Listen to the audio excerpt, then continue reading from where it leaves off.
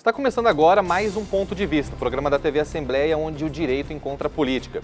E a gente tem discutido aqui, você certamente tem acompanhado, as principais reformas que o Brasil tem passado e discutido. Já falamos sobre a reforma da Previdência, sobre a reforma tributária, a reforma da liberdade econômica, mas hoje a gente preparou um tema que também trata de uma reforma um pouco mais complexa, um pouco mais profunda do que todas essas pautas. A gente está falando de uma reforma da própria identidade. E o que eu quero dizer com isso? A gente trouxe o defensor público Matheus Silva, que coordena o Núcleo de Direitos Humanos da Defensoria aqui de Mato Grosso do Sul, para falar sobre a retificação dos documentos civis das pessoas trans. Boa tarde, doutor. Boa tarde. Primeiramente, é uma grande alegria tê-lo aqui no programa para discutir um assunto que ainda é muito complexo para a maioria dos brasileiros, né? Assim que uma pessoa trans se identifica na porta da Defensoria, a gente sabe que essa talvez seja a principal instituição que tem lutado em defesa dos direitos dessa parcela da população. O que a Defensoria oferece de ajuda num primeiro momento para eles? Então, quando o pleito da pessoa transexual é modificar o nome civil e o gênero, a Defensoria Pública ela atua de forma extrajudicial, organizando a documentação e remetendo para o cartório. Isso se deu a partir do provimento 73 do Conselho Nacional de Justiça, que regulamentou essa retificação do nome e gênero de forma extrajudicial. Antes era possível, mas demandava uma longa batalha judicial. Então, às vezes, a pessoa ficava anos sujeita ali ao processo, recurso, tribunal, até se ter deferido esse direito. Entendi. E o que motivou essa decisão do CNJ?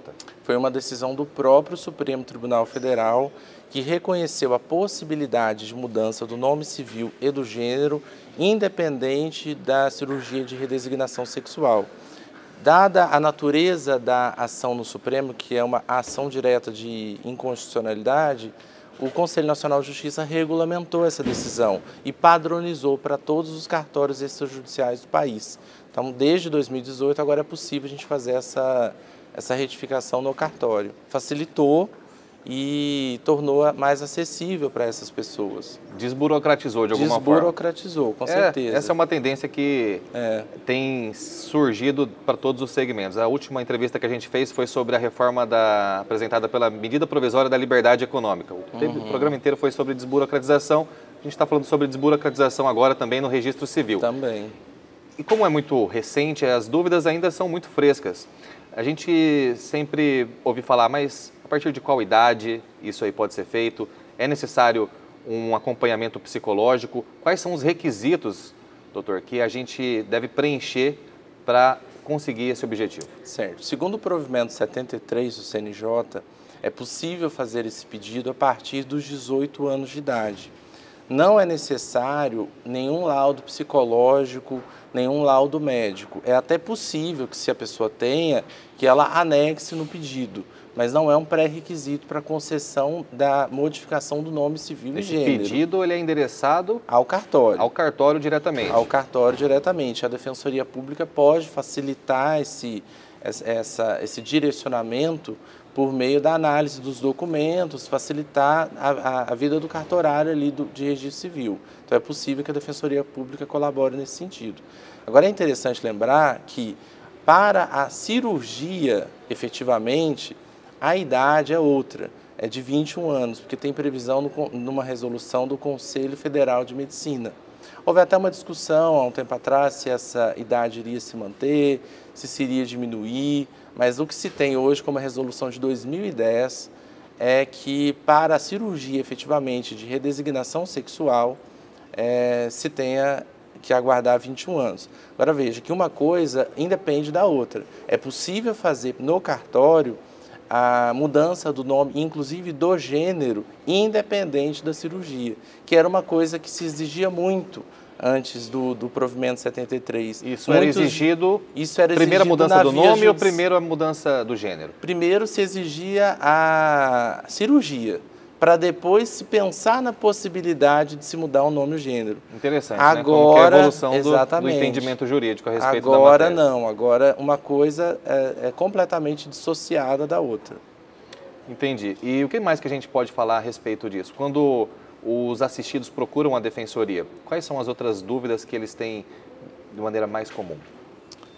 Olha, eu acho que entra muito a questão também do uso do nome social, que é um instrumento jurídico muito interessante.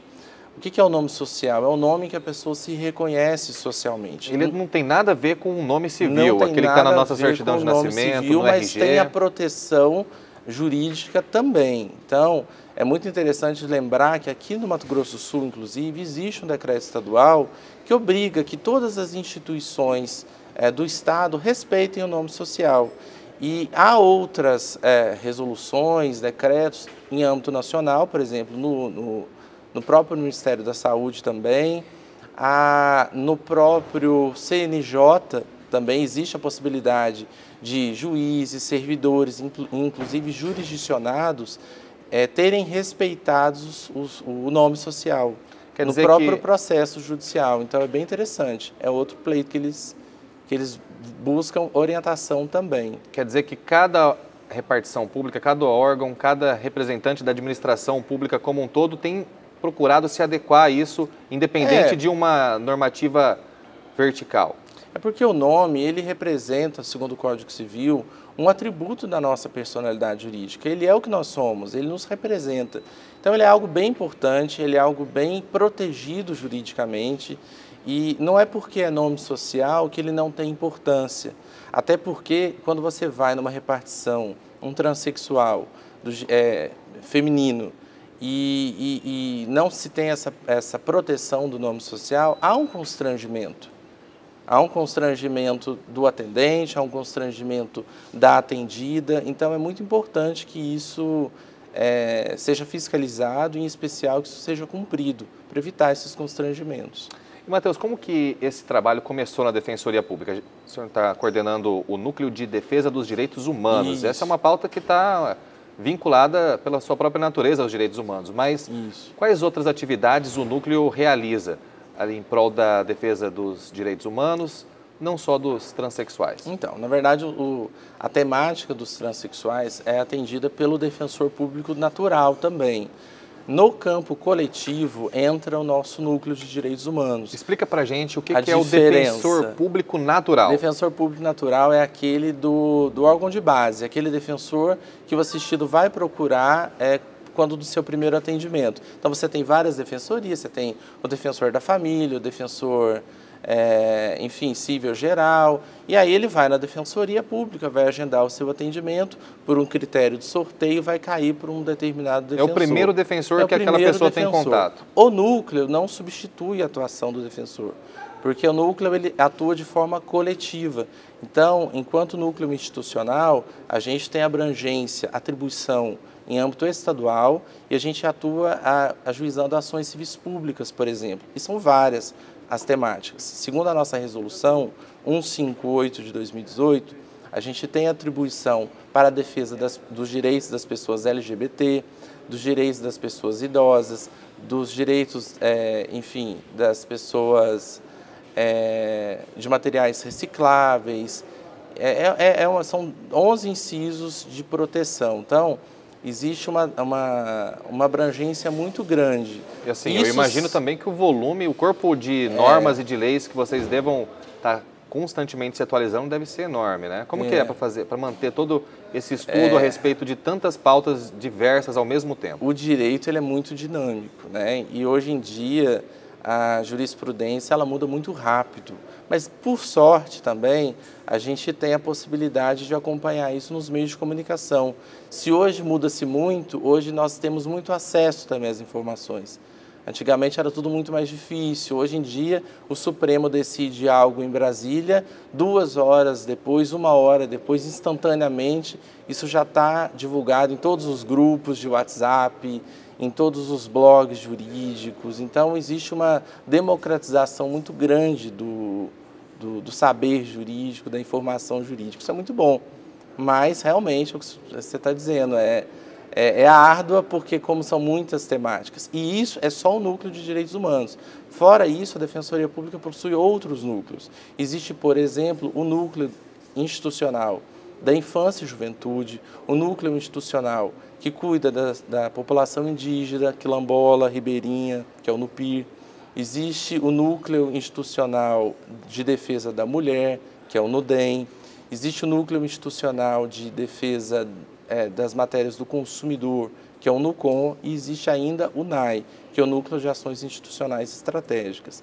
A Defensoria Pública de Mato Grosso do Sul, ela investiu muito nos núcleos institucionais, porque é possível que com uma ação coletiva a gente consiga resolver o problema de milhões de pessoas, com uma ação só, que é o grande objetivo da ação civil pública. Foi assim que nasceu o tema do nosso programa hoje, né? Essa ação que foi discutida no STF. Exatamente. E resultou no provimento do CNJ. Exatamente. Doutor, a gente agradece a sua presença aqui. Espero que, ainda que de uma maneira breve, algumas dúvidas dos nossos telespectadores tenham sido resolvidas ou, quem sabe, até despertado o interesse para que eles busquem sanar outras dúvidas que tiverem.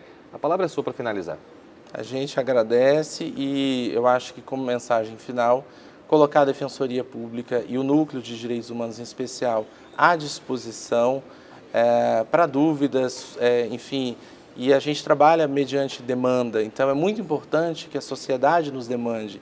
Há um problema relacionado a idoso, há um problema relacionado a pessoas LGBT, procure o núcleo, nos informe que a gente a partir daí consegue pensar e tomar uma medida judicial. Fala pra gente onde fica o núcleo aqui em Campo Grande. Núcleo de Direitos Humanos, Raul Pires Barbosa, número 1519, no Chácara Cachoeira, fica no prédio da Escola Superior da Defensoria.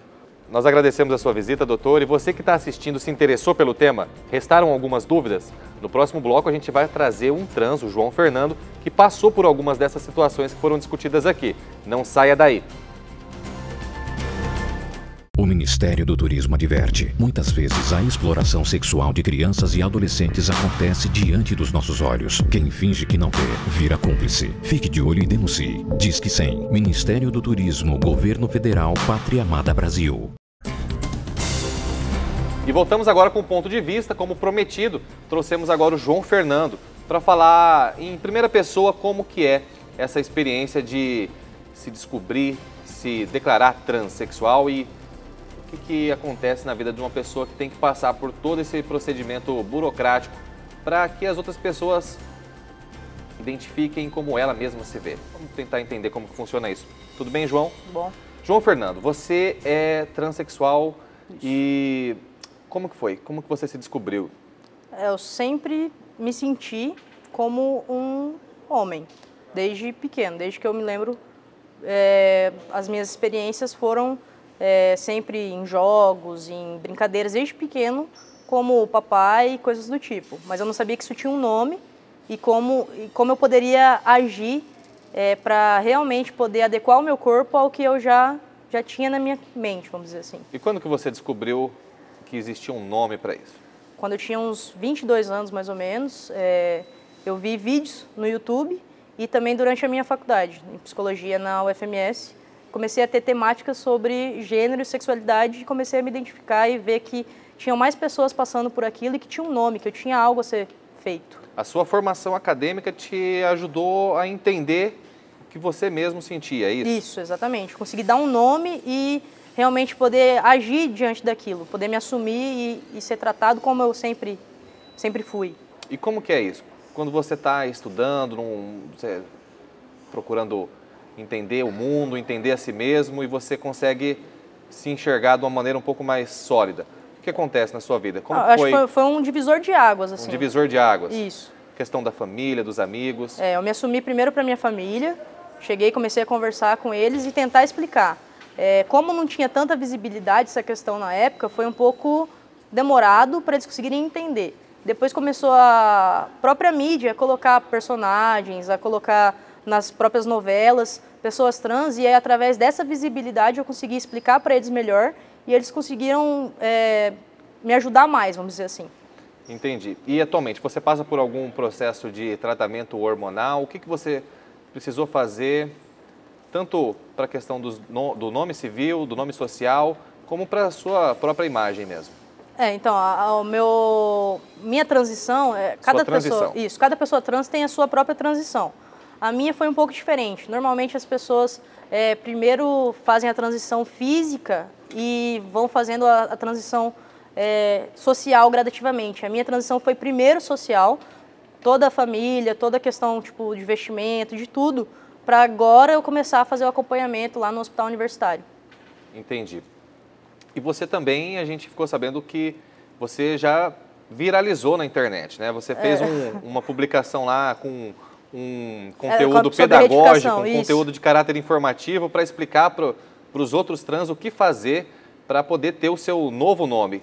Como que foi isso? O que te motivou a fazer isso? Eu imagino que você deve ter ficado muito feliz quando conseguiu e quis compartilhar isso com o resto do mundo. Exatamente. O que você recebeu de feedback?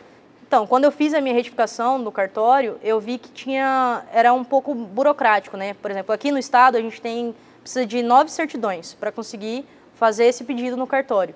E quando você recebe a lista de documentação, não tem qual certidão é física, qual certidão é online, aonde que você consegue essas certidões.